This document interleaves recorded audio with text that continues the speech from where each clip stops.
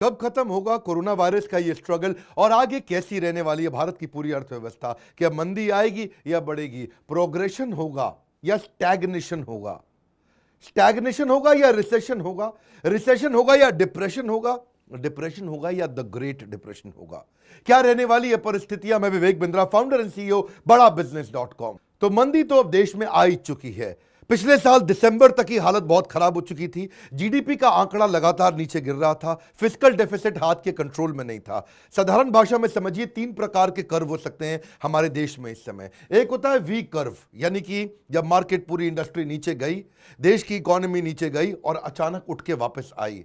Corona virus पांचवी stage के बाद खत्म होगा, यह निश्चित है। जैसा चाइना ने रिबाउंड किया, सारे देशों को भी वैसा ही रिबाउंड करना होगा। लेकिन वी के अलावा एक यू शेप भी हो सकता है। यू शेप का मतलब, जब इकोनॉमी नीचे जा रही है और समय के साथ तक थोड़ी देर तक और नीचे रही और नीचे रही और नीचे रही, मार्केट के सेंटिमेंट सपोर्ट नहीं करे और बाद में फिर धीरे धीरे यू की तरह वापस ऊपर उठी और अचानक बहुत तेज उठ गई, उसको बोलते हैं यू शेप। और या फिर जो सबसे खतरनाक और डेंजरस हो सकता है, उसको बोलेंगे एल शेप। नीचे गई और उसके बाद बस फिर नीचे ही रह गई और एल की शेप बना लिया और वापस इकोनॉमी ऊपर नहीं लिया। लंबा समय लगा सेंटिमेंट्स को वापस आने में, इकोनॉमी का भट्टा बैठ गया।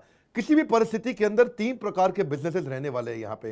एक होगा विनर और एक होगा लूजर और एक होगा इन बिटवीनर। विनर, लूजर और इन बिटवीनर को समझते हैं। विनर कौन होने वाला है? जैसे ई कॉमर्स मार्केट प्लेसेस थे और इस दौरान अमेजॉन ने एक बड़ी अपॉर्चुनिटी देखी और ई कॉमर्स और मार्केट प्लेस के बिजनेसेस को ग्रो करना ही था। अमेजॉन ने लगभग 1 लाख नई नौकरियां लगाई पूरी दुनिया भर में।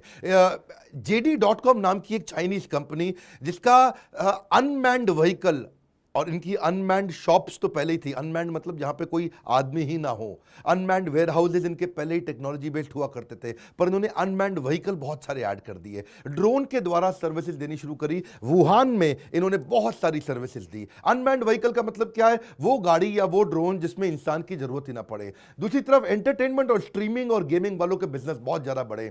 ये विनर्स थे सारे, जैसे Netflix, Amazon Prime Video, Disney, इन सब का व्यूअरशिप बहुत तेज बढ़ा। इसके अलावा लॉजिस्टिक्स और डिलीवरी वाले भी ग्रो किए। अलीबाबा की एक अपनी आर्म थी जिसने वुहान के अंदर 5 मिलियन ट्रांजैक्शंस, 5 मिलियन डिलीवरी एक मेडिकल इक्विपमेंट की बहुत तेज करी उसी समय। अब क्योंकि सारे ऑफिसेज बंद हो गए थे, तो वीडियो कॉन्फ्रेंसिंग वाले बहुत तेज ग्रो किए इसमें और ग्रो करते चले जाएंगे। जैसे वेबएक्स है, स्काइप है, जूम है। इन्होंने डिजिटली लोगों के कॉन्फ्रेंसेस बिल्ड किए। होटल्स में जाना लोगों ने बंद किया, कॉन्फ्रेंस हॉल्स बंद हो गए, ऑफिसेज बंद हो गए, लोगों ने वर्क फ्रॉम होम काम किया, तो वेबएक्स, स्काइप और जूम का बिजनेस बहुत तेज बढ़ा। या फिर दूसरी तरफ उनका भी बिजनेस बहुत बढ़ता है जो नॉन साइक्लिकल बिजनेस में होते हैं। नॉन साइक्लिकल क्या मतलब होता है? जिसका कोई साइकिल नहीं है कि कब उठेगा कब बढ़ेगा। नॉन साइक्लिकल मतलब ये बढ़ना ही बढ़ना है। नॉन साइक्लिकल का मतलब ये अपने आप ही बढ़ेगा। वो कैसे है? जो कंज्यूमर एसेंशियल में काम करते हैं, ये नॉन साइक्लिकल है। इनकी कोई साइकिल ऊपर नीचे नहीं होती। टूथपेस्ट हमेशा बिकेगा ही बिकेगा, साबुन बिकेगा ही, शैम्पू बिकेगा, ग्रोसरी का माल बिकेगा, कॉस्मेटिक्स बिकनी है और शराबी ने शराब पीनी पीनी है। तो ये नॉन साइक्लिकल है। या फिर फार्मास्यूटिकल बिजनेस, जो भी कोई दवाइयों के बिजनेस होते हैं, उसकी डिमांड हमेशा इन इलास्टिक रहती है। इलास्टिक मतलब इलास्टिक लचीला होता है, बढ़ता घटता रहता है, पर ये इन इलास्टिक रहता है। इंसुलिन की दवाई लेनी ही लेनी है, जिसने भी लेनी है वो लेगा आपसे, अगर रिसेशन होगा तो भी लेगा। लेकिन इसी समय कोरोना के टाइम पे कहीं लूजर भी हो गए, जो लोग सारे बिजनेस खत्म कर गए, बर्बाद होते चले गए। जैसे एयरलाइंस, ट्रैवल, क्रूज, इन लोग को बहुत समय लगेगा रिवाइव करने में। इन्वेस्टमेंट बैंकर, अब कोई इन्वेस्टमेंट हो नहीं रही है। मार्केट के सेंटिमेंट्स डाउन हो चुके, इकोनॉमी और शेयर मार्केट लगातार नीचे जा रही है। टूरिज्म, ऑयल एंड गैस या कंस्ट्रक्शन तो पहले से ही बर्बाद हो चुका था। लगभग 5.5-6 लाख मकान हमारे देश में ऐसे हैं जो बन चुके हैं पर बिक नहीं रहे हैं। माइनिंग के अंदर नई इन्वेस्टमेंट नहीं आ रही। रिटेल चलने में थोड़ा दिक्कत आ रहा है। जो ट्रेडिशनल तरीके का रिटेल था उसको दिक्कतें आएंगी, कुछ दिन तो चलेगा लेकिन फिर स्ट्रगल बढ़ेगा क्योंकि दुकानें बंद हो रही हैं। एम्प्लॉयमेंट सर्विसेज की दिक्कत है। प्रोफेशनल स्पोर्ट्स के ऊपर जो बिजनेसेस टिकते थे वो कम हो गए क्योंकि लोग अभी खेलने के लिए नहीं निकल रहे हैं। ट्रांसपोर्टेशन के बिजनेस तो डूब ही रहे हैं। एंटरटेनमेंट, सिनेमा, बाकी सारे सैलून, फूड, लेजर, हॉस्पिटैलिटी, ये सब बर्बाद हुए। इसके अलावा ऑफिस सप्लाई, स्टेशनरी, क्योंकि ऑफिस के बिजनेस बंद हुए। गिफ्ट स्टोर, अब समझो कि कोई प्रिंटिंग का या फिर फर्नीचर का कोई अगर बिजनेस हो, वो इसमें भी थोड़ा फर्क आया है। मोटर व्हीकल डीलर्स को भी दिक्कत आई है। होम फर्निशिंग, एनर्जी कंपनीज, अब समझो प्राइवेट इक्विटी, वेंचर कैपिटल भी इस समय डूबे हैं क्योंकि सबके बिजनेसेस की वैल्यूएशंस कम हुई है इस समय। न्यूज़पेपर, किताबें, डायरेक्टरी पब्लिशिंग करने वाले बिजनेस या फिर सीमेंट, कंक्रीट और प्रोडक्ट मैन्युफैक्चरिंग को भी बहुत असर पड़ा है, बिल्डिंग मटेरियल और सप्लाई डीलर्स को भी बहुत असर पड़ा है, पर इन सब के बीच में कुछ इन बिटवीनर भी थे। इन बिटवीनर आगे कैसे जाएंगे उसके भी रूल्स हैं कुछ, जैसे banking, health care, education, manufacturing, ये बीच में रहने वाले हैं, या तो ये ऊपर उठेंगे या नीचे गिरेंगे। आप एक बात समझिए, post crisis it depends on one question. Corona के खत्म होने के बाद ये एक ही क्वेश्चन पर डिपेंड करता है, can you be part of faster adoption of new technology and new process. दो बातें समझनी है आपको, नई टेक्नोलॉजी और नया प्रोसेस, क्या ये दोनों आप अडाप्ट कर पाएंगे कि नहीं कर पाएंगे, इस पर डिपेंड करता है कि आप आगे जाएंगे या ऐसे ही स्ट्रगल करते रह जाएंगे। अब दूसरा हिस्से को समझते हैं, भारत देश में इकोनॉमी रहने कैसे वाली है। इकोनॉमी बेसिकली हमेशा कंजम्पशन पर डिपेंड करती है कि कंजम्पशन कितनी है। कंजम्पशन अभी गिर चुकी थी पहले, अभी और गिरेगी। ये मेरा फेवरेट सब्जेक्ट है, इसमें बड़ा कंफर्टेबली आराम से लंबी बात करता हूं। इंडिया को लॉन्ग टर्म जियोपॉलिटिकल एडवांटेज लेना है। लॉन्ग टर्म जियोपॉलिटिकल एडवांटेज क्या है? यूएस के अंदर इस समय इलेक्शंस वापस आ रहे हैं और ट्रंप ऑलरेडी बार बार बोल चुका है, बार बार बोलता है कि ये चाइनीज वायरस है, चाइनीज वायरस है। दुनिया कहती है कोरोना वायरस है, ट्रंप कहते हैं चाइनीज वायरस है। वहां के पत्रकार उनको काफी क्रिटिसाइज भी करते रहे इसके चक्कर में। Against the Chinese virus, it comes from China. Why do you keep calling this the Chinese virus? A lot Because of it people comes say from it's China. racist. It's not racist at all. No, not at all. It comes from China. अब Chinese virus का मतलब क्या हुआ? Trump साफ बोल रहा है कि चाइना मैं तेरा दुश्मन हूं, और चाइना तूने ये गलती से बोल कैसे दिया कि हमारे अमेरिकन मिलिट्री ऑपरेशंस के द्वारा ये वायरस डाला गया था। चाइना ने ये गलत स्टेटमेंट दिया या उनके खिलाफ स्टेटमेंट दिया, मैं ऐसा कहूंगा। अब यूएस उनके खिलाफ स्टेटमेंट दे रहा है। As you know, China tried to say at one point, maybe they stopped now, that it was caused by American soldiers.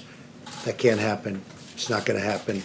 Not as long as I'm president. यानी कि इनके ज्योग्राफिकल और पॉलिटिकल रिश्ते बहुत कड़वे होते जा रहे हैं, ये झगड़े बढ़ने के चांसेस हैं। और जैसा कि लगता है कि ट्रंप अगर वापस आ जाते हैं तो अमेरिकन कंपनीज जो चाइना को अपना बिजनेस देती थी वो शायद नहीं दे पाएंगी आने वाले समय में। तो तब इंडिया के पास एक लॉन्ग टर्म अपॉर्चुनिटी होगी, जो चाइना का बिजनेस था वो अमेरिका से इंडिया लेके आ सकता है। उसको बोलते हैं जियो पॉलिटिकल एडवांटेज लेना। अब इसी के साथ में ये भी इंडिया को इस समय देखना है कि अपने इस पेंडेमिक पे होने वाले खर्चे को कम करे। इनकम टैक्स से होने वाली इनकम घटी है, अच्छी नहीं हुई पिछले साल 2019 में, और 2020 में भी अब चांसेस और कम हो जाएंगे। काफी बिजनेस इस समय डूबते चले जा रहे हैं। तो इनकम टैक्स से तो इनकम होएगी नहीं सरकार को, और इस पेंडेमिक पे होने वाले एक्स्ट्रा खर्चे के कारण उसका इंपैक्ट बहुत भयंकर होने वाला है। समझ में नहीं आ रहा मैं क्या नाम दूं इस भारी आर्थिक मंदी जो आने वाली है, उसको किस प्रकार का नाम दूं, मुझे भी समझ नहीं आ रहा। I can't find an adjective. हालत बहुत खराब होने वाली है। अब अगर इसको बचाना है तो अगला पॉइंट समझिए। अगला पॉइंट क्या है? इकोनॉमी को बचाने के लिए रूल है कंजम्पशन, कंजम्पशन, कंजम्पशन। जितना ज्यादा कंजम्पशन होगा, जितना लोग पैसा खर्च करेंगे, तभी इकोनॉमी चलती है। इकोनॉमी बढ़ाने का एक ही रूल है, अर्थव्यवस्था तभी चलती है जब कंजम्पशन होता है, जब लोग पैसा खर्च करते हैं। अब कंजम्पशन का मतलब क्या है? कंजम्पशन होता है पर्सनल डिस्पोजेबल इनकम से आता है। किससे आता है? Personal disposable income. साधारण भाषा में समझिए, personal income minus personal tax. बड़ा सिंपल जी, मेरी तनख्वाह है 1 लाख रुपया, मेरा टैक्स है 20,000 रुपया, मेरी पर्सनल डिस्पोजेबल इनकम है 80,000 रुपया। किसी प्रकार से अगर पर्सनल डिस्पोजेबल इनकम बढ़ सके हमारे देश में, तभी उसी समय में आप देखते हैं कि इकोनॉमी तेज ग्रो करती है, क्योंकि लोग पैसा खर्च करना शुरू करते हैं।